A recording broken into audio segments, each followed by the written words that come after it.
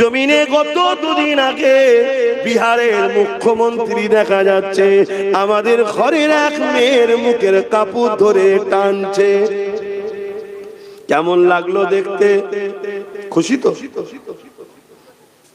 আমি জানি বিহারের মুখ্যমন্ত্রী হয়তো প্রকাশ্যে মুখের কাপড় ধরে টানে, ও গোপনে আরো কাপড় অনেক কিছু ধরে টানে, ওর চরিত্র খারাপ আমি জানি, ওর কথা বাদ দেন।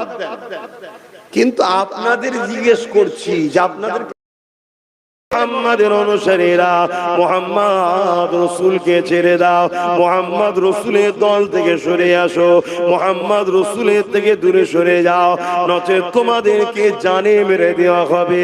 তারা একটাই কথা বলেছিল, আমরা আমাদের জীবন দিয়ে দিতে রাজি আছি, আল্লাহ ও রাসূলকে ছাড়তে রাজি নয়। আল্লাহ আল্লাহ। আর আজকে আমরা মুসলমানদের মধ্যে লাখো কোটি মুসলমান আছে যাদেরকে কোনো চাপ দেওয়া হয় না, শুধু সামান্য কিছু ভিক্ষার কিছু ছোট ছোট পদ দেওয়া হয়েছে। আল্লাহর মসজিদ, মাদ্রাসা, কোরআন, ওয়াকাফকে ছেড়ে দিতে এরা রাজি আছে, কিন্তু দুনিয়ার মসজিদ, মাদ্রাসা, ওয়াকাফের দুশমনদের ছাড়তে এরা রাজি নাই। এরা মুসলমান আছে না? না বলুন।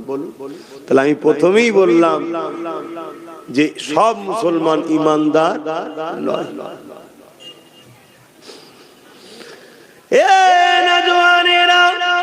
সেদিন কোন কষ্ট সাহাবা হুজুররা করেছিলেন এই জমিনের উপরে ন্যায়কে প্রতিষ্ঠিত করার জন্য, এই জমিনের উপরে অন্যায়কে মেটাবার জন্য সাহাবা হুজুরদের উপরে কত জুলুম হয়েছে। আমার নবী পাকের সাথে সাথ দিয়েছিলেন হযরত খুবাইব রাদিয়াল্লাহু তাআলা, হযরত খাব্বাব রাদিয়াল্লাহু তাআলা। তিনাকে জালিম খ্রিস্টান বাদশা ধরে নিয়ে গেছে, নিয়ে গিয়ে বন্দী করে বলতে লেগেছে, এ খুবাইব, এ খাব্বাব, মুহাম্মদ রাসূলকে ছেড়ে দাও, মুহাম্মদ রাসূলের দল ছেড়ে দাও, মুহাম্মদ রাসূলের সাথে দিও না, আমাদের দিকে চলে আসো, তোমাকে অনেক পুরস্কার দেওয়া হবে, অনেক সম্মানিত করা হবে। আল্লাহ নবীর সাহাবী হযরত খাব্বাব রাদিয়াল্লাহু তাআলা তিনি বলতে লেগেছে, জালিম তোমরা যতই চেষ্টা করো না কেন আমরা জুলুমের সাথ দিতে পারবো না। কেন আমার আল্লাহ আজ জালিমদের সাথে না, আমার আল্লাহ মজলুমদের সাথে আছে। তোমরা জালিম, তোমাদের সাথে আমরা সাথ দিতে পারবো না, কারণ এই দুনিয়া দুদিনে আজ আছে কাল নাই। জালিমের সাথ যদি দিই আল্লাহ পরকালে জালিমদের সাথে জাহান্নামে দেবে, এই জালিমদের সাথ আমরা দিতে পারবো না। এই কথা শুনে জালিমরা হযরত খাব্বাব রাদিয়াল্লাহু তাআলা হুজুরকে আগুন তৈরি করেছে, ওই আগুনে হাত পা বেঁধে দিয়ে ওই আগুনের উপরে কোমরের অংশটা বসিয়ে দিয়েছে, ওই আগুনে কোমরকে পোড়াতে লেগেছে, ওই কোমর থেকে পানির মতো রস বেরোতে লেগেছে, গোস্ত চর্বি গলে গলে রস বেরোতে লেগেছে, ওই রসেতে আগুন নিভিয়ে যায়, আবার জালিমরা আগুন ধরায়, আবার খাব্বাব হুজুরকে নিয়ে যে বসায়। এ যুবক রে, অনেক কষ্ট করে ইসলাম এসেছে, অনেক কষ্ট করে ইনসানিয়াত এসেছে, অনেক কষ্ট করে মসজিদ মাদ্রাসা হয়েছে। আজ তোমার আমার গাফলতির জন্য, তোমার আমার ভুল পদক্ষেপের জন্য আজ আল্লাহর ঘরকে জালিমরা মিটিয়ে দিচ্ছে, আজ বুলডোজার দিয়ে মাদ্রাসা মিটিয়ে দিচ্ছে। মনে রেখে দিও, আমার আল্লাহ পাক ওই মসজিদের মুখাপেক্ষী নয়, আমার রাসূলুল্লাহ মাদ্রাসার মুখাপেক্ষী নয়। হ্যাঁ, মসজিদ আল্লাহর ঘর, মাদ্রাসা নবীর ঘর, কিন্তু মসজিদ চলে গেলে আল্লাহ পাকের কিছু হারাবার নাই, মাদ্রাসা চলে গেলে আল্লাহ পাকের রাসূলের কিছু কমে যাওয়ার ব্যাপার নয়। কিন্তু তুমি আমি পরকালে কোন আল্লাহর জান্নাতের আশা করব। জমিনে যখন আমার মসজিদ চলে যাচ্ছিল তখন তোরা আমার মসজিদের জন্য কি করেছি বল? এটাই তো তোমার ঈমানের পরীক্ষা। প্রশ্ন করবে না? করবে না? কথা বলে। আজকে কোনো একটা গ্রাম যদি জালিম নেতাদের হাত থেকে ফসকে যায়, নেতা দেখে ওই এলাকার লোককে জিজ্ঞেস করে না করে না? বলো বলো, যে ফসকে গেল তোরা কি করলি, চল তুই বাদ। তা দুনিয়াদারি মামলায় যদি তারা এটা কথা বলতে পারে, অথচ কোন নেতা আমাদেরকে বানায়নি, আর যিনি আমাদেরকে বানিয়েছে, দুটো হাত দিল, দুটো পা দিল, চোখ দিল, কান দিল, জবানে কথা দিল, সে আল্লাহ তো জিজ্ঞেস করবে, হারা আমার ঘর চলে গেল, আমার মসজিদের, আমার মাদ্রাসার উপর দুশ্মনী হলো জালিমরা, তোরা কি করলি? কি জিজ্ঞেস করবে না করে? কি মনে হচ্ছে আপনাদের? আপনাদের কি মনে হচ্ছে বলে? যদি মনে হয় না জিজ্ঞেস করবে না, তাহলে আমার থেকে বড় আসবে কি লাভ?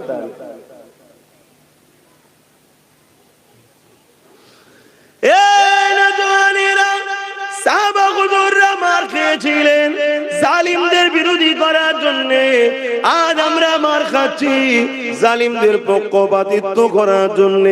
সাহাবা হুজুররা মার খেয়েছিলেন এতিম গরিবদের বাঁচাবার জন্য, আজ আমরা মার খাচ্ছি এতিম গরিবদেরকে যারা লুটছে তাদের জন্য।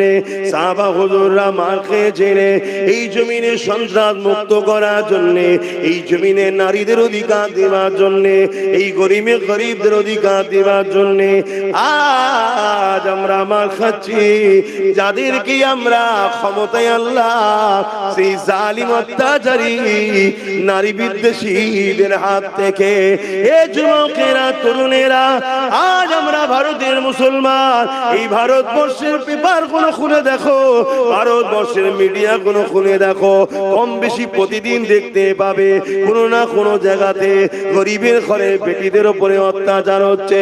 সেই মেয়েটার বয়স হয়তো 3 বছর, তাকেও ছাড়ছে না। সেই মেয়েটার বাচ্চাটার বয়স হয়তো 5 বছর, তাকেও ছাড়ছে না। সেই বাচ্চাটার কন্যাটার বয়স হয়তো 8 বছর, তাকেও ছাড়ছে না। এ ভারতের মুসলমান, অন্যকে কি করছে আমার দেখার দরকার নাই।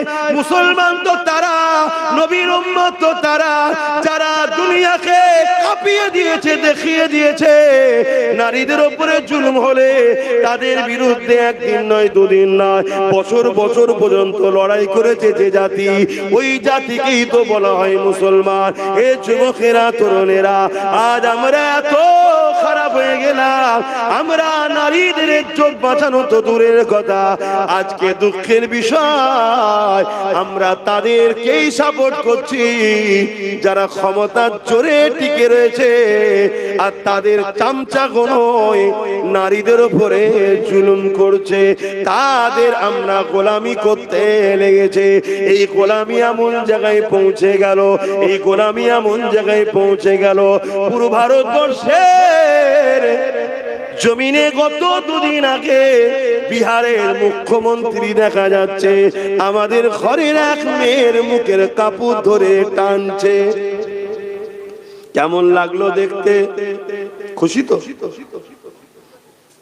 আমি জানি বিহারের মুখ্যমন্ত্রী হয়তো প্রকাশ্যে মুখের কাপড় ধরে টানে, ও গোপনে আরো কাপড় অনেক কিছু ধরে টানে, ওর চরিত্র খারাপ আমি জানি, ওর কথা বাদ দেন। কিন্তু আপনাদের জিজ্ঞেস করছি যে আপনাদের কেমন লাগলো দেখতে? ভালো লেগেছে তো? বলেন বলেন।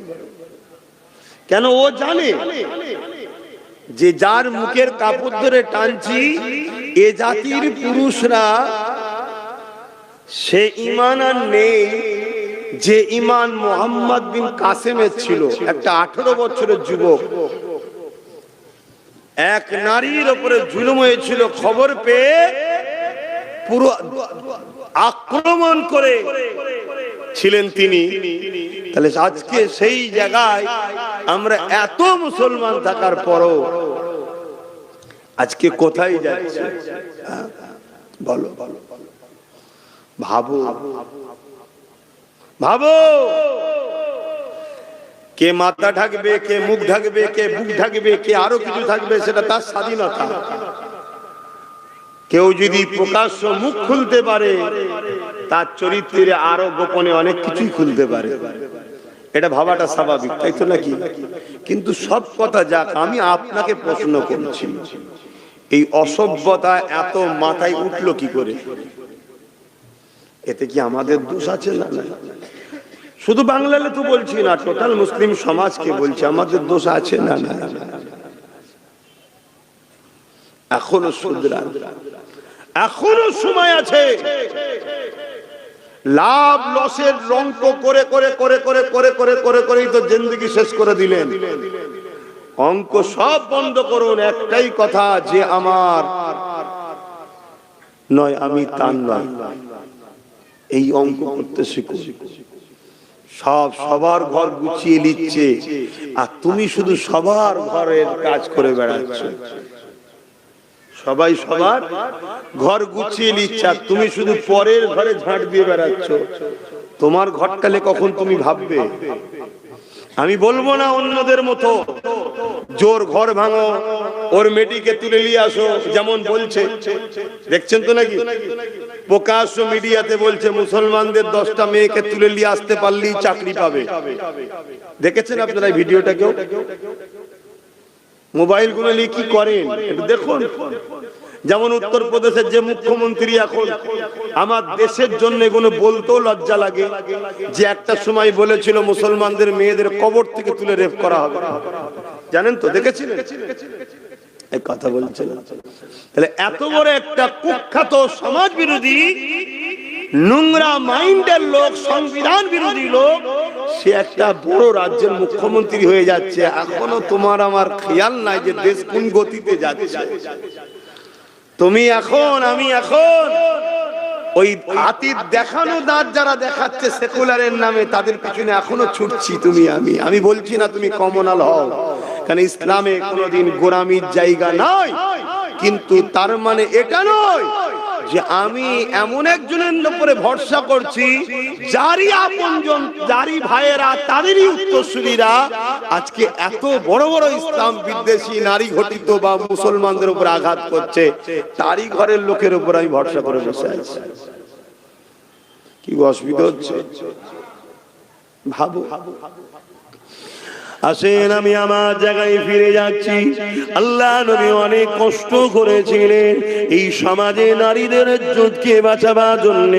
এই জমিনে যখন মানুষ এক আল্লাহকে মানত না, 360টা যখন খোদাকে উপাসনা করত, তারা নারীদের ঘরে জন্তু জন্তু পুঁতে দিত। আল্লাহ নবী এসে তাদেরকে বুঝাতে লাগলে, এ মক্কা মানুষেরা, এ এলাকা মানুষেরা, এই রোমের মানুষেরা, পারস্যের মানুষেরা, এই পৃথিবী মানুষেরা, কেন তোমরা নারীগুলোকে এত অবহেলা করো? কেন তোমরা নারীগুলোকে জন্তু মুতে দাও? তারা বলতে লেগেছিল নারীরা হলো অশুভ, নারীদের বাঁচার কোনো অধিকার নাই। আল্লাহ নবী বলেছিলেন না, নারী অশুভ নয়, নারী হলো সেই জিনিস আল্লাহ বা কন্যা সন্তানদের এত নিয়ামত করেছে। কারো ঘরে যদি প্রথম কন্যা সন্তান হয়, এর মানে ওই নারীর বাবাকে মহান স্রষ্টা আল্লাহ জান্নাতে সুসংবাদ দেয়। যুগে যুগে নারীদের ওপরে জুলুম হয়েছে, আর নারীদেরকে ইজ্জত সম্মান ইসলাম দিয়েছে। জোরে বলুন সুবহানাল্লাহ। কিন্তু আজকে এই ভারতবর্ষের বুকে এমনও কথা শোনা যাচ্ছে, ইসলামের সম্বন্ধে মিথ্যাচার। এমনও শোনা যায় ইসলাম মে রেপ করা নাকি কোনো খারাপ বিষয় নয়। শোনা যায় না? যায় না? এটা এই যে মিথ্যাচার ইসলামের উপরে, এর কারণে আগামী দিন সর্ব জায়গায় মুসলিম পুরুষ তোমরা চারিদিকে মার খাবে। কেন? এই মিথ্যাচার এমন ভাবে ছড়ানো হবে, মুসলমান দেখলেই পিটবে। কথা বোঝা ঢুকছে? এটা একটা প্ল্যান তৈরি করা হচ্ছে। যেমন আমি গতকালকে দেখলেন উড়িষ্যাতে অনেক জায়গায় বস্তিতে আগুন ধরিয়ে দিয়েছে, দেখেছেন?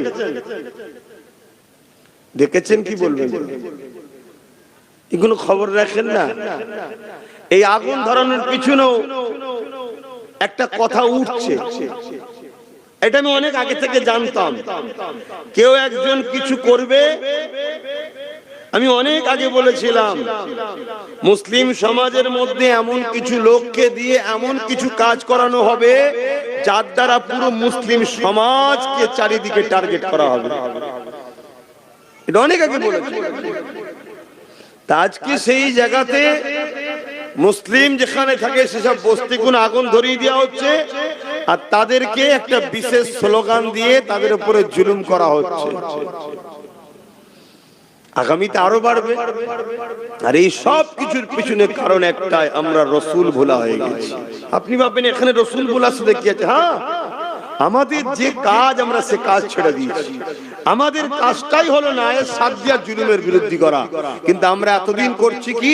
জুলুমের সাথ দিচ্ছি, নায়ের বিরোধী করছি। করেছি না করিনি? আজ নয়, আলহামদুলিল্লাহ অনেক বাপ ভাই মা বোন পরিবর্তন হচ্ছে, নবী বংশের আওলাদ নওসাদের সাথ দিচ্ছে, এটা ভিন্ন বিষয়। কিন্তু আমরা এই পাপের মধ্যে অন্যায়ের বিরুদ্ধে জড়িয়েছি না জড়াই? আজ নাই নতুন করে মানুষ চেঞ্জ হচ্ছে। তবে হ্যাঁ, এটা বলতে পারি এখনো আল্লাহর পক্ষ থেকে মার শুরু হয়ে যায়নি। এখনো সময় আছে, তওবা আমাদের করে নেওয়া দরকার। এখনো টাইম আছে, ফিরে আসা দরকার।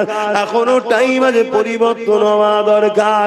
এ না জওয়ানেরা, তরুণেরা, আমার নবী পাকের প্রেমিকেরা, আরে আমার নবী সাহাবারা নবীকে কেমন মুহাব্বত করেছে, ওই মুহাব্বত তোমাকে আমাকে করতে হবে। রাসূলুল্লাহ সাথ দেওয়ার জন্য সাহাবা হুজুরকে নিয়ে গিয়ে শুলিতে চাপিয়ে চাপিয়ে এক এক করে শহীদ করে দিয়েছে।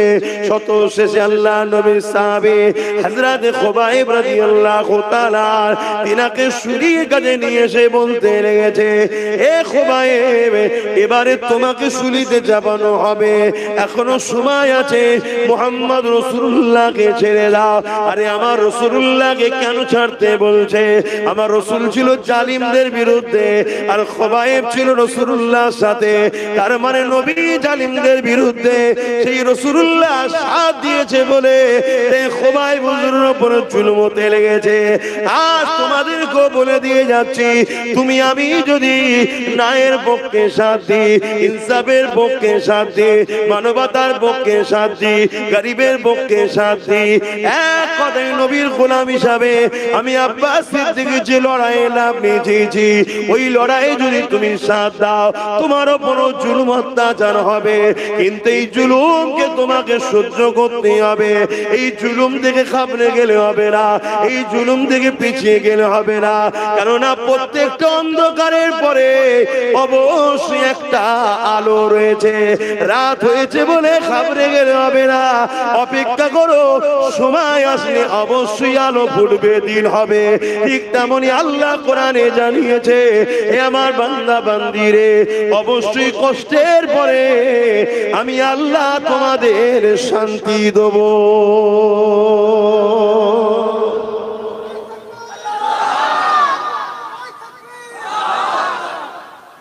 তার জন্য তো মজবুত হয়ে দাঁড়াতে হবে, ঘাবড়ে গেলে হবে?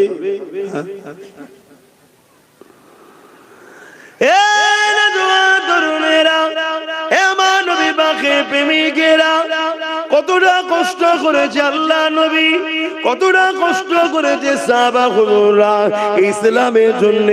যখন আমার আল্লাহ পাক জানিয়ে দিলে, জিবরাইল মারফতে আমার রাসূলুল্লাহকে বলে দিলে, হে আল্লাহ পাকের নবী, আখিরি নবী হুজুর, আপনি আজকে রাত্রিতে হিজরত করে না, কেননা জালিমরা আপনাকে শহীদ করে দিবার জন্য তারা মিটিং করে নিয়েছে।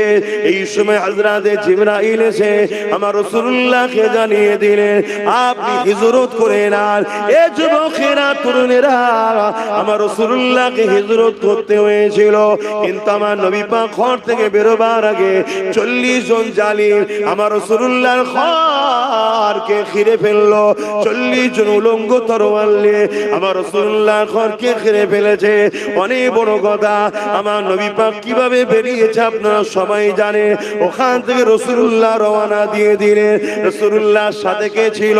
হযরত আবু বকর সিদ্দিক ছিলেন। রাসূলুল্লাহর সাথে যেতে লেগেছে।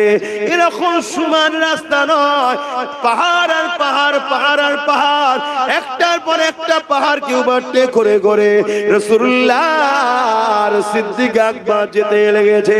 এতটা কষ্ট কেন করতে হয়েছে? কি জন্য নবীর উপরে এত জুলুম হলো?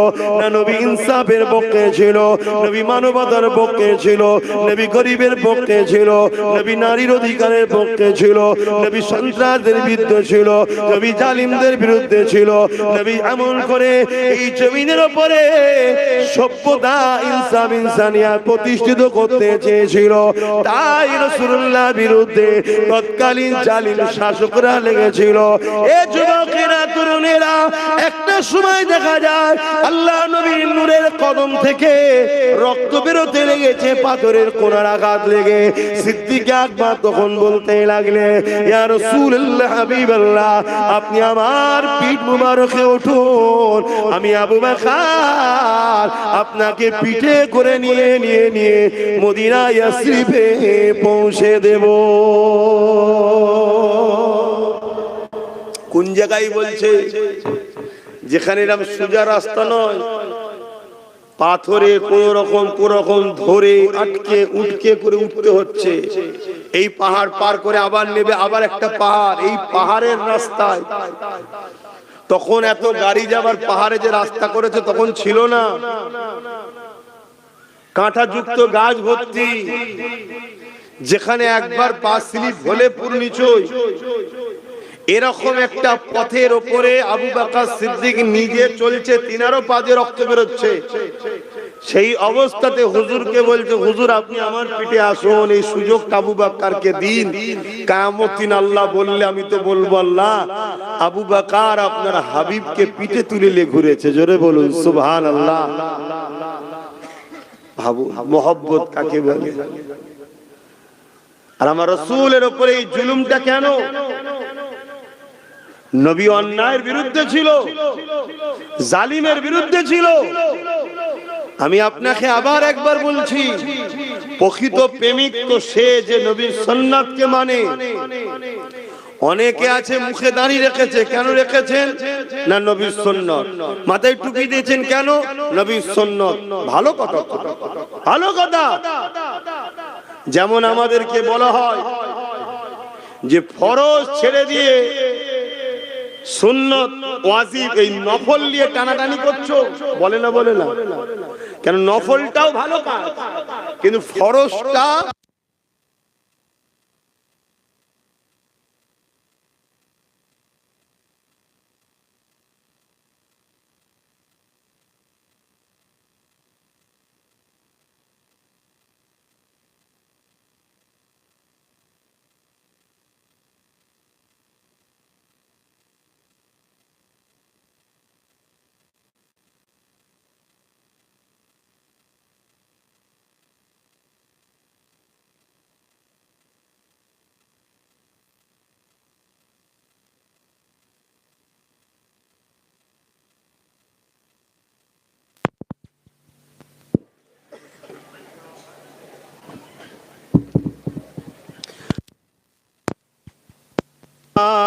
সাল্লি আলা, পড়েন পড়েন, ওয়ালা আলি।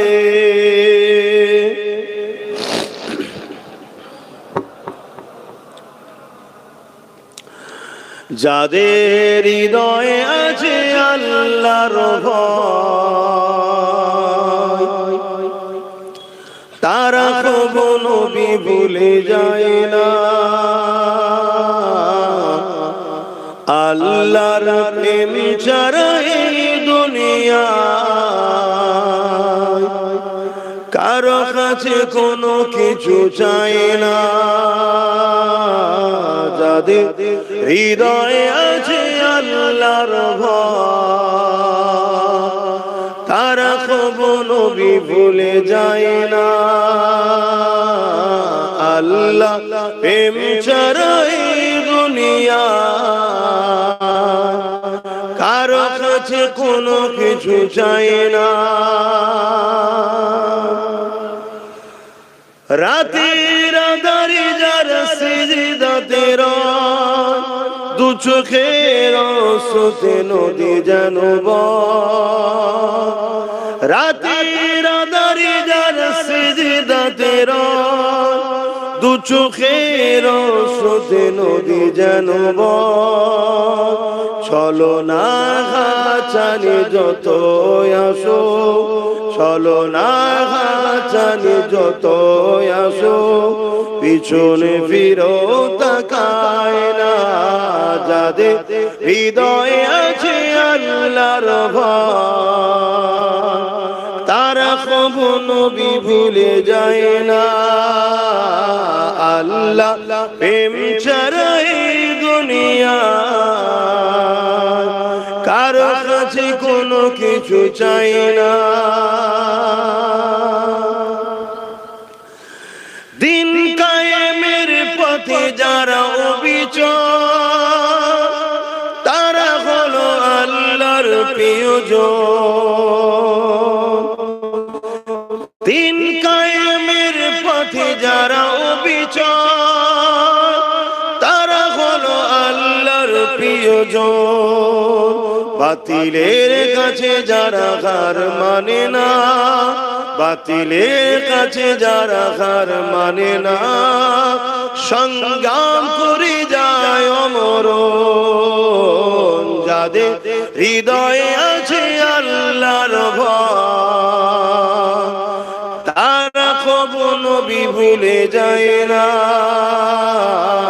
আল্লাহ প্রেমে ছাড়া এই দুনিয়া কারো কাছে কোনো কিছু চাই না। রাতে আঁধারে যার সিজদাতে রয়, দু চোখের স্রোতে নদী যেন বয়। রাতের আঁধারে যার সিজদাতে রয়, দু চোখের স্রোতে নদী যেন বয়। চলো না চালি যত আসো, চলো না চালি যত আসো, পিছনে ফিরো তাকায় না যাদের হৃদয়ে আছে আল্লাহর ভয়, তারা কবু নবী ভুলে যায় না। আল্লাহুম্মা সাল্লি আলা।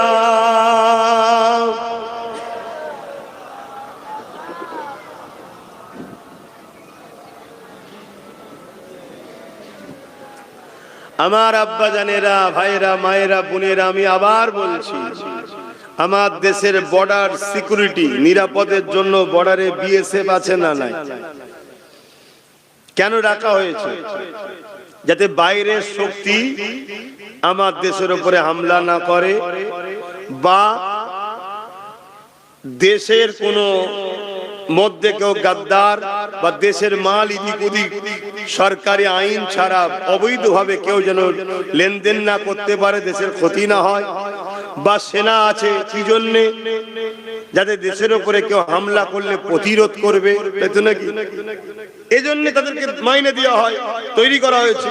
তো উম্মতে মুহাম্মাদি, আল্লাহ তোমাকে আমাকে জমিনে পাঠিয়েছে এই কারণে, এই জমিনের উপরে কেউ অন্যায় করলে তাকে দমন করার জন্য। তুমি কেন বুঝছো না? তুমি মনে করেছো আমাকে নামাজ পড়তে শুধু আল্লাহ পাঠিয়েছে, তুমি মনে করেছো আমাকে শুধু রোজা রাখতে আল্লাহ পাঠিয়েছে। এটাই তো তোমার ভুল কনসেপ্ট হয়েছে। নামাজ রোজা যেমন তোমাকে আল্লাহ হুকুম দিয়েছে, ঠিক তেমনি খোদার্থ মানুষকে খানা দিবার হুকুম, আর খোদার্থ মানুষের উপরে কেউ জুলুম করলে তার বিরুদ্ধে লড়াই করার হুকুম আল্লাহ দিয়েছে। জোরে বলো সুবহানাল্লাহ।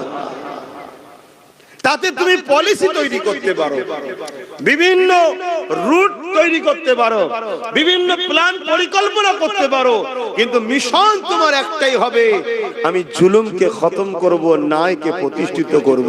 এটা তোমার কাজ। আর নামাজ ব্যক্তিগত, রোজা ব্যক্তিগত ইবাদত, হজ তোমাকে মালদার করেছে আল্লাহর ঘর দেখে আসো, ব্যক্তিগত। যাকাত আল্লাহ দিয়েছে তোমাকে, এটা শতকরা গরিবকে 2.5 টাকা দিতে হবে, এটা তোমার কাজ। কিন্তু আল্লাহ যেমন রাসূল টুপি পরেছে, তুমি পড়ছো, দস্তকান বিছিয়ে খাচ্ছো, খাও, কিন্তু যেমন ফরজ নামাজ আর নফল নামাজ দুটো এক নয়, কিন্তু দুটোই ভালো কাজ। ফরজের গুরুত্ব অনেক বড়, নফল অনেক ছোট। নফল যদি ছেড়ে যায় তবুও অনেক গুঞ্জাইশ কনসেশন আছে, কিন্তু ফরজের জন্য কিন্তু অনেক কড়া আইন আছে, তাই তো নাকি? ঠিক তেমনি দস্তখান বিছিয়ে খাওয়াটাও সুন্নাত, তারপরেও যদি ছেড়ে যায় একটা সুন্নাত, তুমি নেকি পেলে না।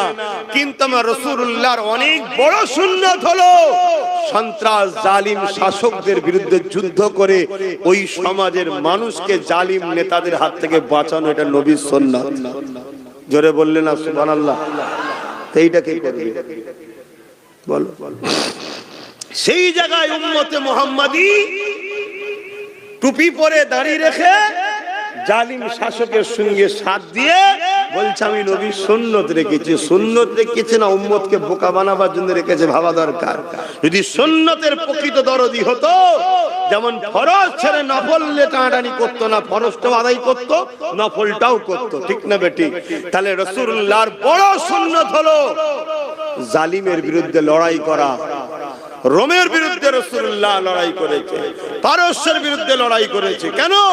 এরা সব ছিল অত্যাচারী, স্বৈরাচারী, মানব সুরাতে পশুর নাই জালিম শাসক ছিল। আল্লাহ নবী তাদের বিরুদ্ধে লড়াই করেছে। এ উম্মতে মুহাম্মাদি নিজের জায়গা ভুলে গেলে। আজ আমরা লড়াইকে ভুলে গেলাম, আজ অন্যায়ের বিরুদ্ধে লড়াই করা ভুলে গেলাম, ন্যায়ের পক্ষপাতিত্ব ভুলে গেলাম। এই ভুলে যাওয়ার দরুন আমাদের আল্লাহ আমাদের কাছ থেকে সম্মান ইজ্জত মানুষের অন্তর থেকে তুলে দিচ্ছে। তাই আজকে আমরা মানুষের কাছে ঘৃণার পাত্র হয়ে গেছি। সবার মুখে একটাই কথা, মুসলমানকে শেষ করো। কেউ প্রকাশ্য, কেউ ভেতরে ভেতরে। তাই দোয়া করব, তার আগে ছোট্ট একটা কথা বলে যাচ্ছি, একটা উদাহরণ দিচ্ছি। সবাই আমাদের দুশমন, এটা মানেন তো নাকি? সবাই আমাদের মানেন তো? নমুনা বলে যাচ্ছি। একটা হলো প্রকাশ্য, দেখুন বিজেপি সরকার আমাদের ওয়াকফকে আইন করে লিখছে না লাইনে ওয়াকফকে। আর আমাদের রাজ্য সরকার দেখুন মুখে আমাদের দরদি, কিন্তু আমাদের ওয়াকফের আইনকে সাপোর্ট করলো না। দেখলেন তো, সবাই আমাদের দুশমন। বিগত দিনেও যারা ছিল তারা আমাদের দুশমনি করেছে না? কথা বলুন, হ্যাঁ কি না বলুন? সব সুযোগ সন্ধানী, আমরা বুঝে উঠতে পারলাম না। তো যাই হোক, এই শীতের বেলায় সময় তো কম, বেশি কথা আর বলতে পারছি না, এতটুকুই বললাম। এখন সালাম দেবো, একটুখানি দোয়া করব। যেসব ভাইগুলো দাঁড়িয়ে আছেন, যদি আমাদের হয় কমসে কম দোয়াতে একটু ভেতরে ঢুকে আসবেন, জানি একটু শরীক হন। সালাম পড়ি, ইয়া নবী সালাম।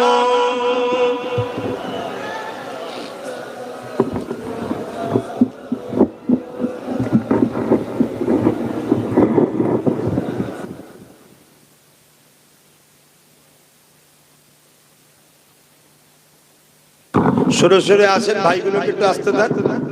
আর তো 10 মিনিট 15 মিনিট সময় আছে, একসাথে বসে কমসে কম দোয়ায় শরীক হন।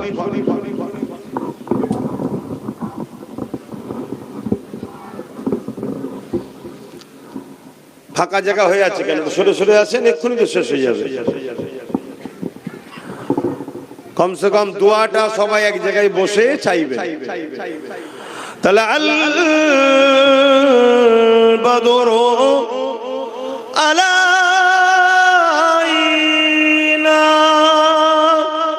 من ثنيات الوداع وجب الشكر علينا ما دعا لله أهداي يا نبي سلام يا رسول يا حبيب سلام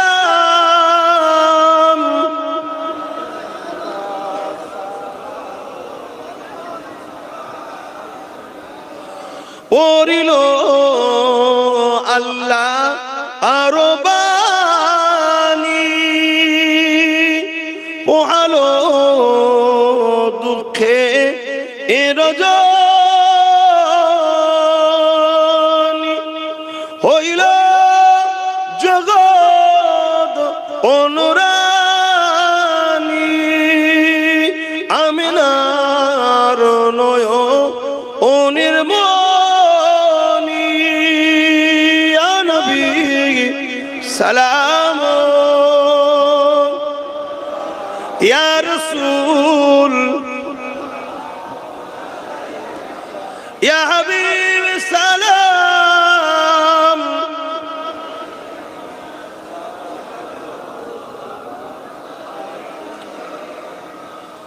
তোমরা ওই কজন উপরে রয়ে গেলে কেন? একই কথা, সবাই নেবে, তোমরা ওই কজন রয়ে গেলে। তাহলে চিন্তা করো, তোমরা যদি আমাদের কথা না শোনো, এটা আমাদের ক্ষতি না তোমাদের ক্ষতি? কোনটা মনে হচ্ছে? আমার ক্ষতি হবে মনে হচ্ছে? তোমাদের ক্ষতি হবে। আমার কি সমস্যা আছে? প্রত্যেকটা ক্ষেত্রে মনে রেখে দিও, তোমাদেরকে বাঁচাবার চেষ্টা করছি। কেন চেষ্টা করছি? আমরা তোমার নবীর বংশের আওলাদ, তোমরা আমার নবীর উম্মত। তোমাদের জন্য আমার রাসূল আজও কাঁদছে, আমারও জন্য কাঁদছে। সেই নবীর উম্মতকে বাঁচাবার চেষ্টা করছি যাতে হুজুর আমার উপরে খুশি হয়। বুঝার চেষ্টা করো, সরে যেও না। সকলে গায়ে গায়ে বসে খনি দোয়া হবে। দরুদ শরীফ আল্লাহ।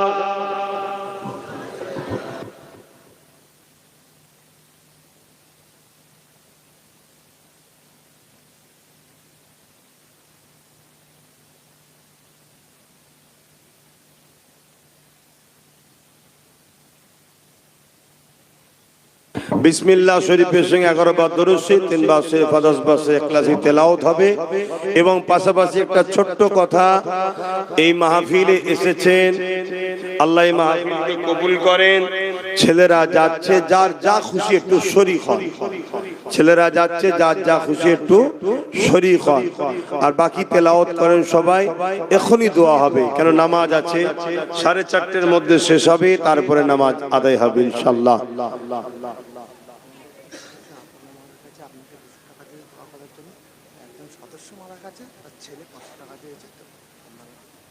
আচ্ছা, আল্লাহ কবুল করেন, আল্লাহ তাদের মনের আশাকে কবুল করে। বোন আল্লাহুম্মা আমিন। দেন দেন দেন, যার যা খুশি একটু শরীক হন, যার যা খুশি একটু শরীক হন। বিসমিল্লাহির রহমানির রহিম। এই যে আপনাদের ঘরে বললাম, আপনারা সবাই চলে আসলেন, এইটা কতটা যে আপনারা নিজেদের উপকার করলেন, এটা আপনারা নিজেরা বুঝতে পারছেন না। যখন মুসলমান তাদের উলামাদের কথা শুনবে, তখনই জানবেন ইসলাম বিদ্বেষীরা বড় টেনশনে পড়ে যাবে। কথা বুঝছেন তো? কিন্তু এটা আপনারা সবাই তো বোঝেন না, যে দেখো ওদের উলামারা ডাকলো, সঙ্গে সঙ্গে চলে গেল।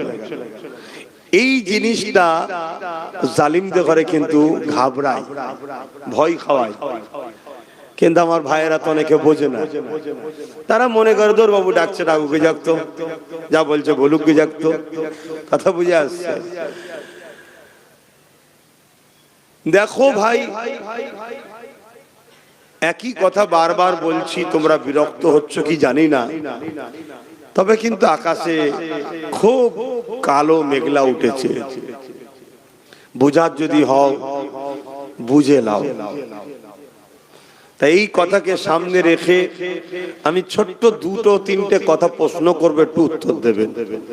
কেউ মসজিদ ভাঙছে, মাদ্রাসা ভাঙছে, কবরস্থান ঈদগাহকে ভাঙছে, তার যদি তুমি সাথ দাও, তুমি কি মসজিদ মাদ্রাসা কবরস্থান ঈদগাহ দুশ্মন না বন্ধু? জোরে বলো। আর যে মসজিদ মাদ্রাসার দুশ্মন হয়, তার মধ্যে ঈমান থাকে? দ্বিতীয় নম্বর কথা,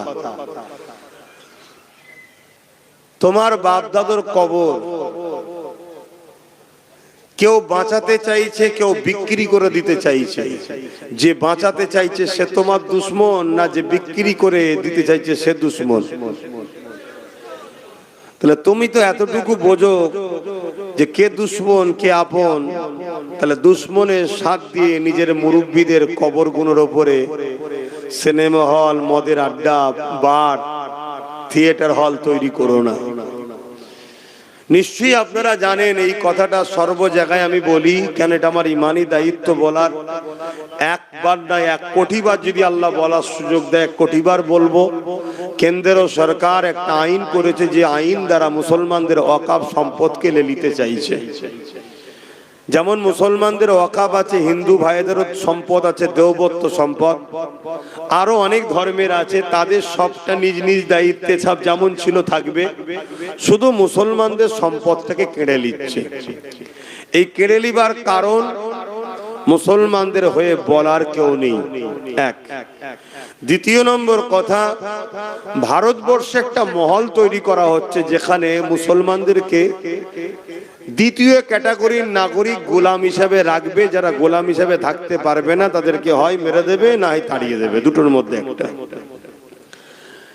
এই সব কিছুর পেছনে রাগ হচ্ছে একটাই, কেন ইসলামের আলোর কাছে অনেক ভণ্ডের ভণ্ডমি শেষ হয়ে যাচ্ছে, তাই অন্য কিছু রাগ নয়। তো এই রকম একটা জায়গায় দাঁড়িয়ে থেকে আমি আপনাদের জিজ্ঞেস করছি, আপনারা বলবেন কেউ যদি বিজেপিকে সাথ দেয়, সাপোর্ট করে, ভোট দেয়, তাহলে বিজেপিকে শক্তিশালী করলো ভোট দেওয়া মানে? তার মানে মসজিদ মাদ্রাসাকে সে ভাঙুক, আপনি সাপোর্ট করলেন, তাহলে তার কি ঈমান থাকবে?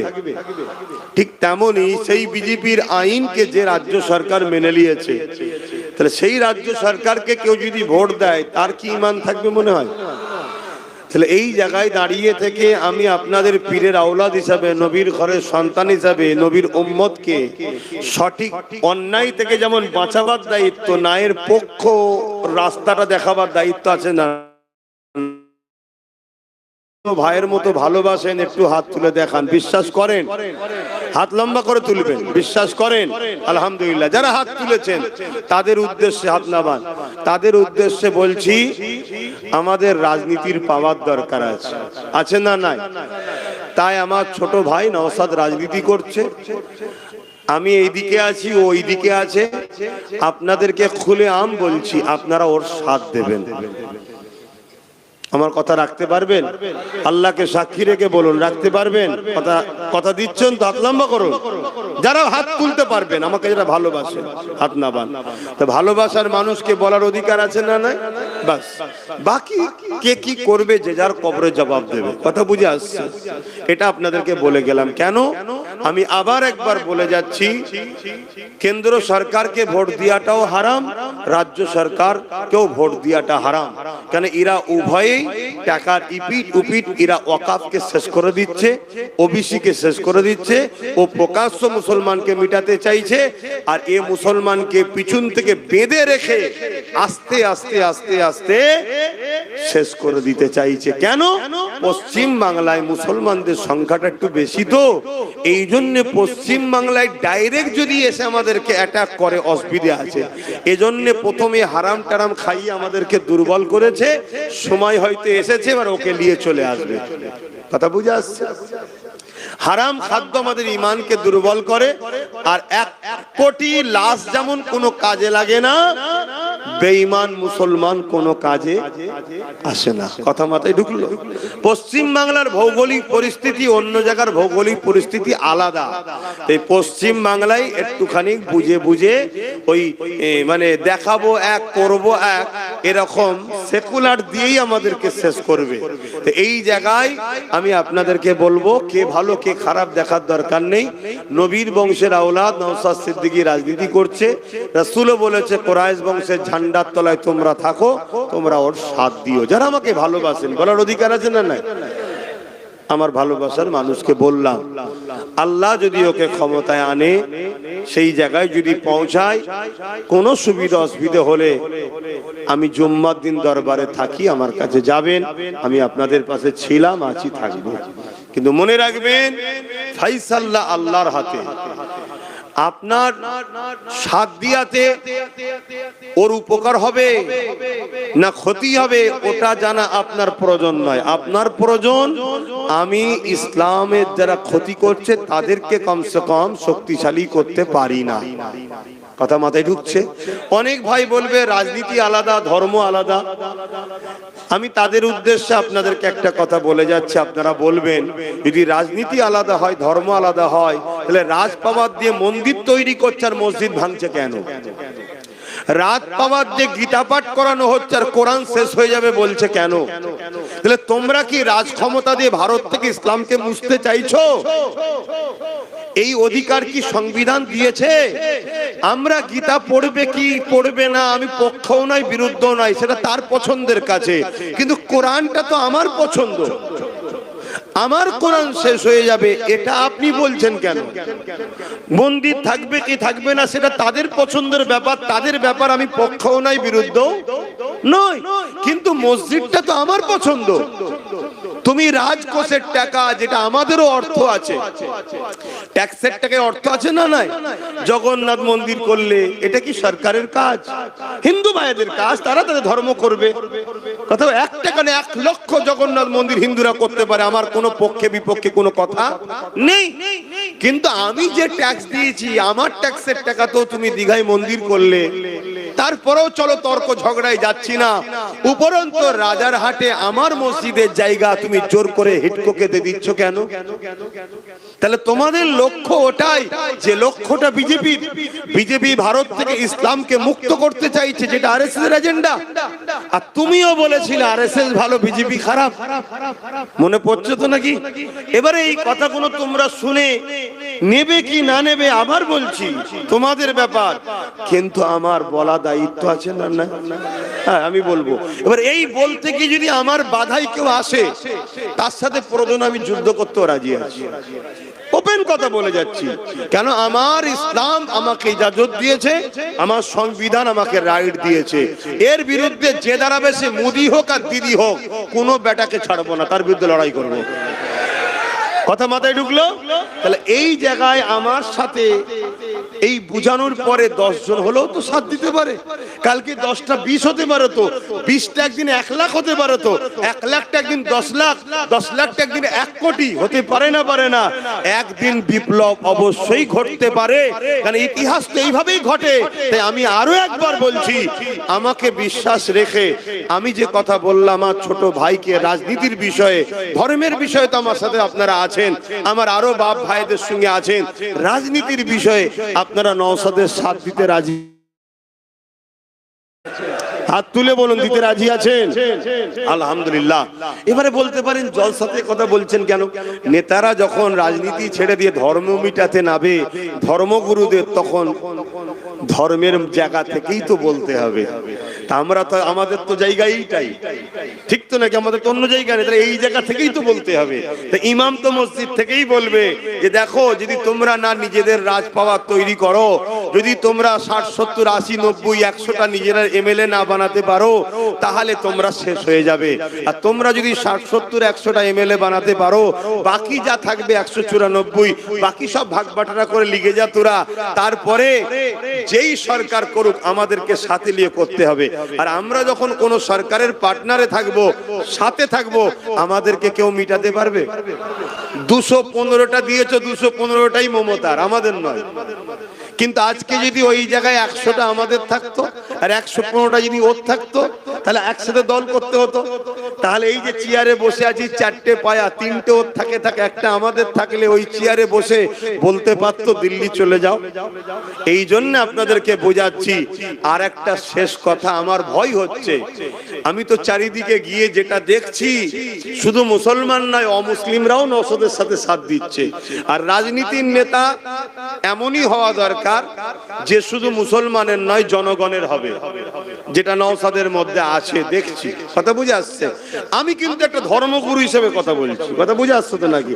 কিন্তু ও রাজনীতি হিসাবে ওর মধ্যে সর্বধর্মের মানুষের জন্য লড়াই করছে, করছে না করে না? ওটাই হওয়া উচিত, ওটাই হওয়া উচিত। কেন?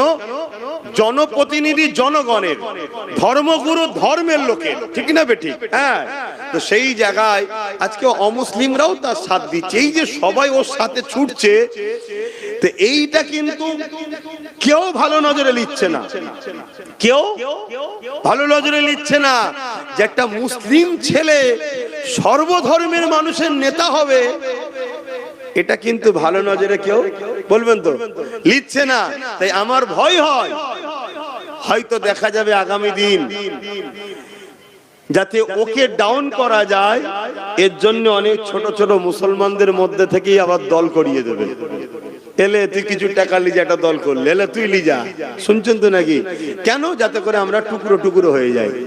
টুকরো টুকরো হয়ে গেলে ক্ষতিটা আমাদেরই হবে। এরকম লুবি মুসলমান আছে না নাই? বলুন, আছে না নাই? একটু সাবধান হন। সময় এলে আপনাদেরকে বলবো। একটা কথা বলছি, একটা কথা বলছি, আবেগে হুঁশ হারিয়ে ফেলো না, জোশ আনো, হুঁশ হারিয়ে নয়। আমরা বড় আবেগী, এই আবেগের জ্বালায় আজকে মুর্শিদাবাদের লোক যেখানে দেখছে সেখানে পিটছে।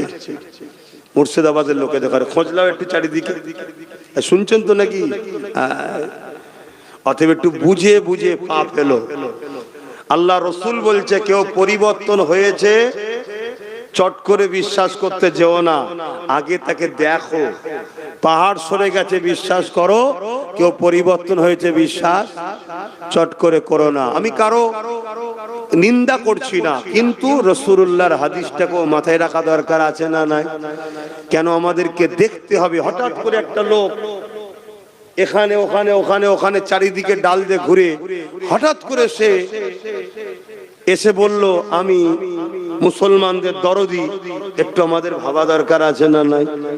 আমার বক্তব্যটা এই জায়গায়, আমি তার পক্ষে বিপক্ষে কোনো কথা বলছি না, কিন্তু আমি এতটুকু বলবো, রসুল বলছে তোমরা ভেবে দেখো, চট করে বিশ্বাস কাউকে করতে যেও না, এটা মাথায় রেখে দিও। হ্যাঁ, আমাদের যে যা লিখছে, আমাদের যে যা কাটছে, সব নোট করো, আর নোট করে কোমরটাকে আগে মজবুত করো, ভিতটা ভালো করে দাও, তাহলে উপরে 10 তলা কেন 20 তলা দেওয়া যাবে, ঠিক তো নাকি? আগে কোমর ভিত মজবুত করো, করার পরে সব আবার ফিরিয়ে লিয়া যাবে। যাবে না? যাবে না। যে পাওয়ারে তুমি আমার মসজিদ নিলে, যে পাওয়ারে তুমি আমার ওয়াকফ লিচ্ছ, ওই পাওয়ার যদি আমরা দখল করতে পারি, আবার ওই মসজিদ মাদ্রাসা ওয়াকফকে ফিরানো যাবে না? যাবে না। তাহলে আগে সেই পাওয়ারটা তৈরি করো। সেই পাওয়ারটা তৈরি করার আগেই যদি হুড়োহুড়ি করতে যাও, তাহলে তো আমাকে সব সমেত তুলে ফেলে দেবে। এক কথা বুঝছেন? একটু বুঝে বুঝে পা ফেলো। কথাই কেউ কষ্ট পেয়েছেন, আসেন তওবা করি। বিসমিল্লাহির রহমানির রহিম। আল্লাহ তাআলা, আমি জানা অজানা, ইচ্ছা ও ইচ্ছা সকল গুনাহ হইতে তওবা করিতেছি। আস্তাগফিরুল্লাহ রাব্বি মিন কুল্লি যামবি ওয়া আতুবু ইলাইহি। আশহাদু আল্লা ইলাহা ইল্লাল্লাহু ওয়াহদাহু লা শারীকা লাহু ওয়া আশহাদু আন্না মুহাম্মাদান আবদুহু ওয়া রাসূলুহু।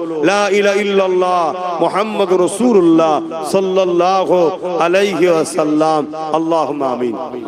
আয় আল্লাহ, প্রতিদিন প্রতিটা জায়গায় চেষ্টা করছি আল্লাহ আমার বাপ ভাই মা বোনদেরকে বুঝাবার। আল্লাহ ফাইসাল্লাহ আপনার হাতে। আল্লাহ আপনি আমাদের জীবনের গুনাহ মাফ করে দেন, আমাদেরকে নামাজি মুত্তাকি পরহেজগার বানান, সমস্ত বুরাই খারাপ রাস্তা থেকে দূরে রাখেন। আয় আল্লাহ, দিদারে কাবা দিদারে মদিনা শরীফ যাওয়ার তৌফিক দেন। যে যায় মাহফিলে শরীক হয়েছে আল্লাহ,